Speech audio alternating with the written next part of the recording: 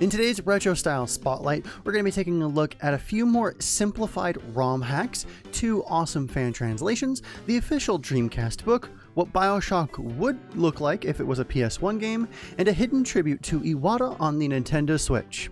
All this and more on today's RSS.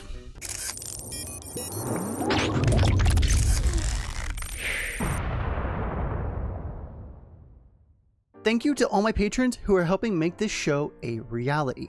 If you'd like to help support me and do this and many new ventures and shows, then check out the various ways that you can do so in the description below. Being a solo creator on their own, every dollar counts. A special thank you to my patrons Alex Dubois, Draconis, Karen Storms, Twistar, and Gregory Contoy. I cannot thank you all enough. In the ROM hack report this week, first up is Tallis Refresh. This patch aims to redraw the sprite of the main character and give it a more modern look and feel. Really, that's all this patch does. However, it also goes well with Tallis Rebalanced, and both patches can be applied to the ROM. Patch changes up some attacks, spells, and removes the experience requirement for hurting bosses. Together, it rebalances and refreshes Tallis, just like the names intend. Second up is a patch for Donkey Kong Country entitled Kremling's Revenge Remodel. This is a reboot from the original hack from Preposterify that was released in 2012. It features new graphics on almost every level, and it was the most difficult and time-consuming stuff. New design levels for some levels, stop and go stations for example. Water and ice levels are still really short because of the limits of DKC editors. Kong letters now available in every level except for water and ice levels. New bonuses in almost every level, there are now the same number of bonuses as in the original DKC game except for water and ice levels. New difficulty game average. The difficulty of the entire game is now about the same as in the original DKC game. This patch will also go good with the recent Donkey Kong Country MSU1 patch as well. For those that don't know, MSU1 is a more recent development where SNES games can utilize CD quality audio as a replacement for the in-game audio. Primarily for emulators, some flash cards can actually do this on real hardware as well. Apparently, this was a very hard task, but Music Modder Khan was able to finally crack all the quirks needed to enable this game to receive MSU1 sound data correctly while muting the SPC source. It also looks like there is a sound pack available from the ROM hack that I just spoke about as well as the original game. So it looks no matter which way you want to play the original or this ROM hack, it can now sound really good. For the translations this week, I want to first show you Dragon Quest and Final Fantasy in EStreet Special, released by Choppa Smith. The series is more known in the West as Fortune Street and only has one official release on the Wii, but this series goes all the way back in Japan. The game is a take on Monopoly, where you go around the board and collect property and money to meet the winning objective. This patch is a total overhaul of Mox Hypeka's old translation. Fixing a lot of mistranslations and untranslated text, this is still not a full translation as character dialogue is still missing. But now, all the menus and gameplay text are translated, making this fully playable for even the most English-reliant gamer, just in time for the PS4 game that may or may not make it to the West. Also included are modified graphic DLLs to make this playable in PCSX2, so check out the README for details as usual. Last but not least today, I want to show off a translation that was released by a friend of mine, Hubs. Hubs is a really awesome person who tries really hard to preserve lost video game information and culture, so I'm even more proud to be showing this off for everyone today. Either way, M36 A Life Planet is a game for the MSX line of Japanese computers, and you know how much I love getting these games translated. You have been sent by your superiors on Earth to planet M36 to find out if it is suitable for a human colony. However, you soon find out that around 200 years ago, a great war took place, and the planet has been headed downhill ever since due to an evil creature known as Mother Brain. Really? A game like Metroid with the evil doer named Mother Brain. That's a little bit on the nose. You'll need to navigate the harsh terrain, caves, and labs to find out what went wrong and hopefully put an end to Mother Brain's reign of terror. Along the way, you'll encounter villages with helpful citizens, shops to buy weapons, armor and items, and inns to rest in. The game itself was obviously inspired by Metroid, more than likely due to the name and style of it. However, it deepens the Metroid formula with a lot more RPG elements added on top of it.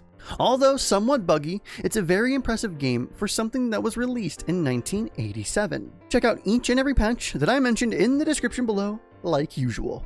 Books on retro systems are all the rage now, and the Sega Dreamcast is also getting one as well. In the previous iteration of RSS, I talked about various books for the NES and SNES. Well, it seems that the Dreamcast isn't being left out either. Its Kickstarter goal has been met, with 21 days to go as I write this, and 19 days left when this goes up on Saturday. So if you want to support this, then get in now. Sega Dreamcast Collected Works is the definitive history of the cult games console, produced in collaboration with Sega. This large format deluxe hardback will feature a dazzling collection of never before published materials and specially commissioned editorial offerings, unprecedented insight into the creation of the Dreamcast console and its celebrated library of games. The artwork inside looks amazing, and these are now popping up more frequently for more systems, so clearly they are profitable and quite popular. If you want to get in early, the link is below.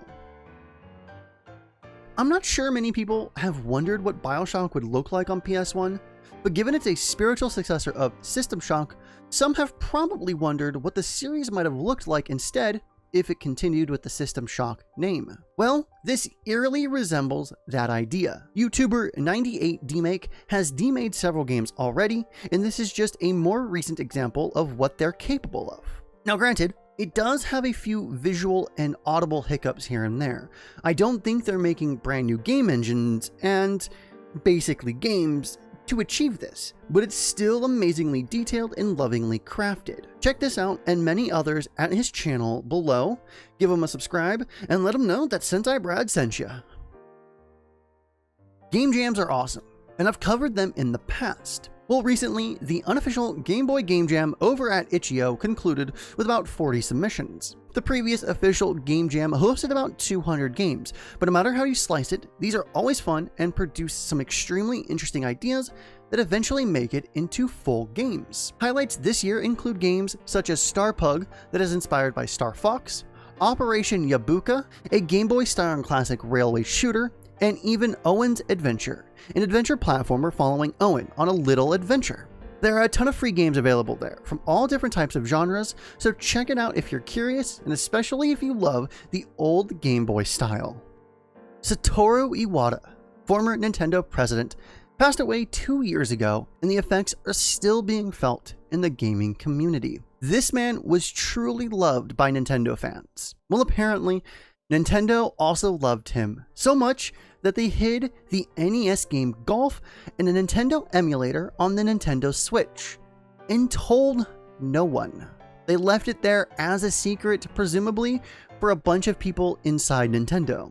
It all started with posts over at GBA Temp and Yellows8 reporting that they had an odd experience of this title just showing up back on July 22nd this year. People were skeptical and mostly ignored this notion as a prank. However, this emulator was known to 3DS and Switch hackers previously. People got interested and started to wonder how to unlock it. Battery percentage and even overheating systems were thrown out as ideas on how they could access this game.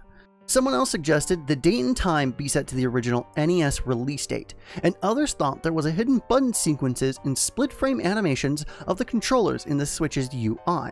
To make a very long story short, it has been revealed that the Nintendo Switch needs to be on the date of July 11th, the day Iwata passed 2 years ago, with specific unlock instructions. You, unfortunately, cannot set your clock back on your Switch, as once it's ever been connected to the internet, this NES emulator will always know the real date, no matter what, and ignore manual clock changes. So you'll either need to have a Switch that has never been connected to the internet so that you can set the time back, or wait until July 11th of 2018 to try this out. If you want to read the full chronicling of this story and get all of the details, check out the Ars Technica article in the description below. As a side note as well, I've been using footage from the life of Satoru Iwata from the Gaming Historian. That link will also be in the description below, and I highly suggest anyone interested in the story of Satoru Iwata to go check it out. It's a well-written and edited video. Iwata's passing was and still is really hard on some of us. I get affected by death fairly severely. if I'm being quite honest with everyone, especially people I look up to and respect. So for me, this is an amazing tribute that was likely only to remain a secret to Nintendo employees in the know. I'm happy that this little secret made it out. This is amazing, if even for a small gesture towards one of gaming's most well-loved, popular head figures. If even for a small gesture towards one of gaming's most well-loved people.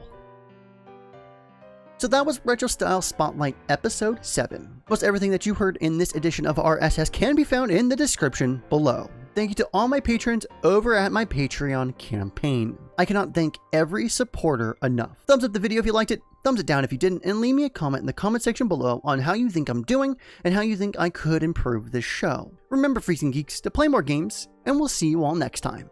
Have a good day. Take a bite of that pineapple. Reflect and tell me how it tastes. It only